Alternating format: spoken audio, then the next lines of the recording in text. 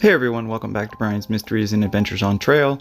I hope everyone is having a good week, looking forward to the weekend, or whenever you might happen to watch this video. I'll have some announcements at the end of the video, things about the coin giveaway. I just wanted to say thank you for all your support. Everybody, you all have been so wonderful. I'll talk more about that at the end. Today we are going to be talking about the disappearance of and mysterious surroundings of death of Lucas Renoud. Now this took place in France, so I'm going to have various maps, and a lot of you had requested cases that had happened in other places, and this case is not only very tragic, but it is extremely odd and bizarre. Now this happened back in June of 2019, June 18th of 2019, more specific, at the Hérisson waterfall, the Cascades du Hérisson. Cascade is French for waterfall, this is some maps. This is on the French-Swiss border, Long le Saunier in the Ural Montagne, La France. This is Lucas right here. He was only 20 years old at the time, going on 21. He was a very aspiring young man. He was studying to work with animals, more specifically animals that had been abandoned, animals that maybe had been injured. He was working with various colleagues and living in this small town of Chaux-Neuve. He was working at a place called the Polar Park. This particular day in June of 2019, it was the end of an afternoon. He was with his colleagues. They decided that they were going to do this 2.3 mile trail by the river. Now these are all pictures of the actual area of the Cascades du Hérisson, the waterfalls. This area has roughly 30 to 35 waterfalls. I'm going to have some various maps. These are some various pictures of the waterfalls. It's considered a very safe, friendly tourist attraction park. There's lots of marked paths. There's never been any type of incidences where people have been injured or gotten lost. All the trails are very well marked. These are some more pictures of the waterfalls there. As you can see, it's very scenic. It's very beautiful. This was summertime, so the water levels were lower. Apparently in the winter times and sometimes in early spring, they can get really high, and it could cause some flooding, which would be more dangerous. This wasn't the case during the time that Lucas and his colleagues were there. As you can see, these waterfalls are just amazing.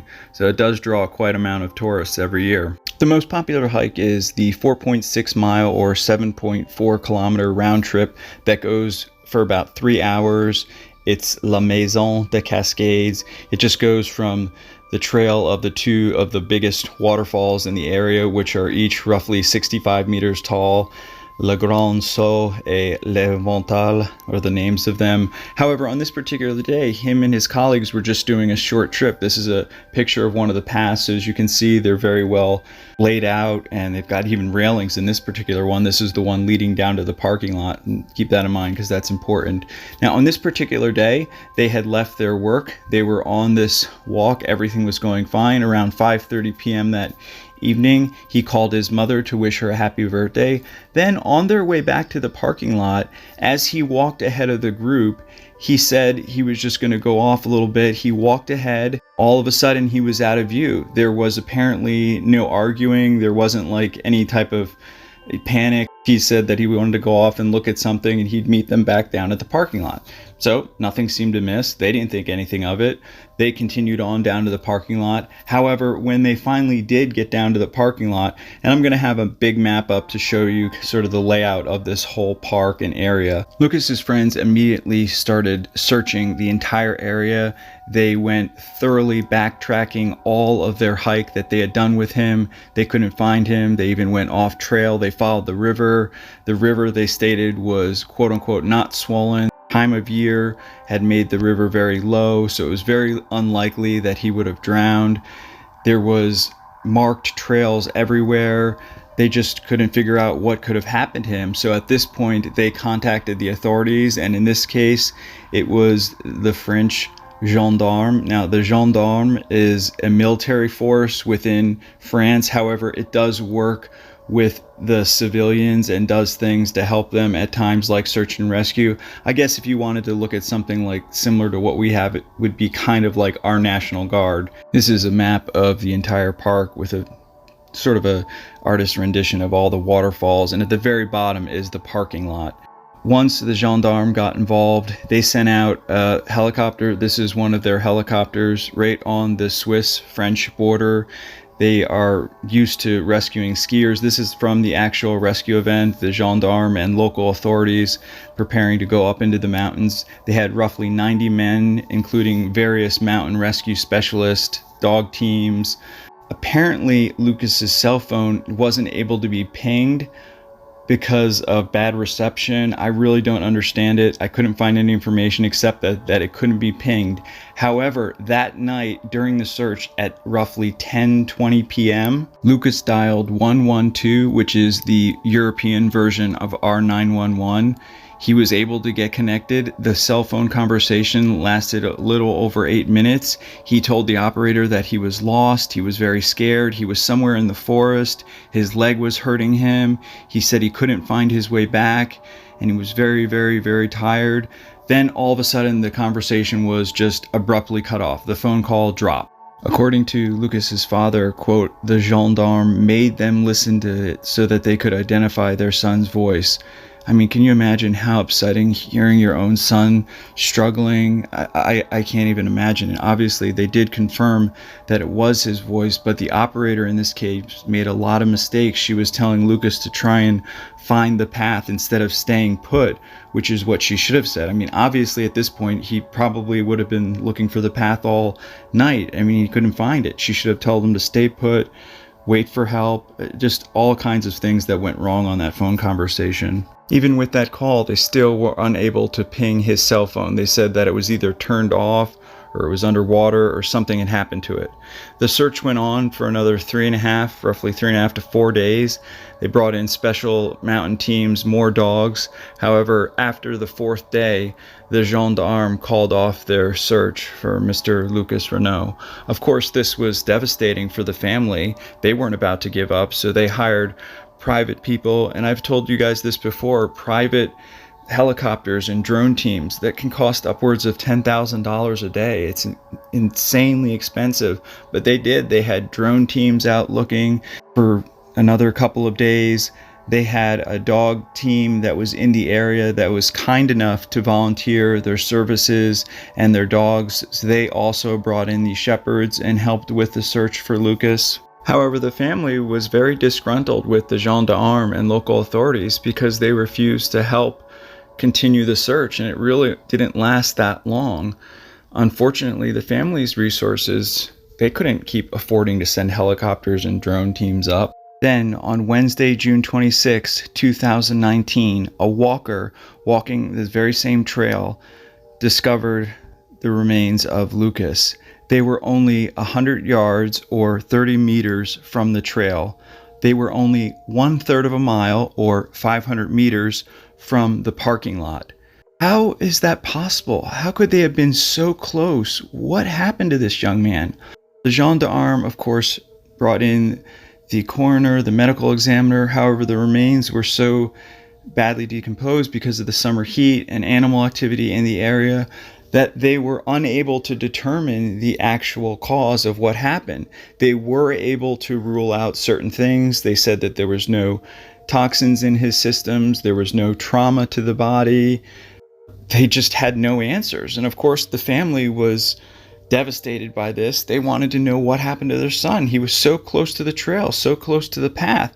And then later that year, on November 19th, the gendarme just closed the case without saying anything, without any conclusions, nothing. The medical examiner gave the family the report that said, "We're unable to determine the cause." They said that there was no trauma whatsoever to his body, like I have already said. They seemed to rule out foul play almost instantly. The family didn't quite understand this. They thought maybe it was because there was no injury, no toxins, but they knew their son. He was young, he was in shape, he knew the area. He was so close to the trail. What could have happened? Did something medically happen? They just don't know, and they are desperate for answers. I mean, reading this, it was just so upsetting. I just really feel for this family because nothing makes sense. He was so close to the trail. There's plenty of water in the area, so the idea of dying of exposure or heat exhaustion is ridiculous because he could have stepped in and any one of the rivers, streams, or gotten some water. Even if you didn't have a filter, when you're desperate, you would have taken a drink. Once the Attorney General and the gendarme closed the case, there was no more information released. It was difficult finding the information that I did find because they just didn't release much, and the family feels as if the government is covering something up. Now obviously I have no idea, but it is sort of odd that they closed the case without knowing anything. They had no conclusions. They still don't know what happened to Lucas. It's a very well populated area. The trails are always popular in the summer. There was plenty of people there. How did the search and rescue team miss him if he was so close to the trail? Granted, we've seen this before in other cases. We never get those answers either. It just makes no sense. If any of you are familiar with this case, I would definitely like to hear your comments, your thoughts, and your feedback. As always, I would like to dedicate this video to Lucas Renoud and of course his loving parents, everyone who knew him, any of his friends, the people that are still trying to find out what happened to him. Just sending you thoughts and prayers and hoping and wishing that you will get closure. And I am so sorry for your loss. I hope and pray they will reopen the case and try and find out exactly what happened to Mr. Lucas. Thank you all for watching. As always, I really appreciate all your support. You guys have been absolutely wonderful. I can't tell you how much I appreciate it. I do read all your comments. If I don't mark them or write back, it's not because I don't want to. It's just been crazy busy lately with trying to get caught up with work, all these doctor's visits. Special thank you to co.ag for providing the background music. Love them. You guys should definitely check out their channel. This guy is just awesome. I know I say it a lot, but I really appreciate all of you that have supported me. Again, if you want to be added to the Christmas card list, if you do make a donation, just make sure you have your address written there so I can put it on the list, so I can make sure to send you a Christmas card. I am thinking of different giveaways. Now, the current giveaway is a Yosemite US minted coin. It's 3 ounces. It's a beautiful bronze coin. There's going to be some pictures of it here. It's the Centennial. It comes in a beautiful display case, as well as a gift box, as well as a display stand, a certificate of authentication. It's absolutely wonderful. It's direct from the mint. All you need to do is leave me a comment saying you'd like to be entered into the coin giveaway, leave some feedback or a case suggestion. Anything you want, that would be great. I'll put your name in. I will be doing that drawing sometime next week, so you have some time. I'll be doing it at the end of the week. I've got some more videos that I'm trying to work on, but like I said, I'm still trying to get caught up on life in general. I am starting to feel a little bit better, but unfortunately it's just ups and downs because I do have chronic Lyme disease, and it's still sort of unknown in the medical community exactly how to treat it. But anyway, that's that. If any of you have any calendar submission pictures, please email them to me. I'll have that in the description as well. Of course, if anyone wants to help support the channel and upcoming search and rescue efforts, my information is always in the description. At the end of the year, I'll let you all know what I've donated to search and rescue. Unfortunately, I can't go out west like I normally do for several months, but I'm hoping in August I might be able to fly out for a few weeks maybe. Alright everybody, thanks again for watching. Please send me any comments. Love hearing from you, and I will hopefully see you in the next one. Take care.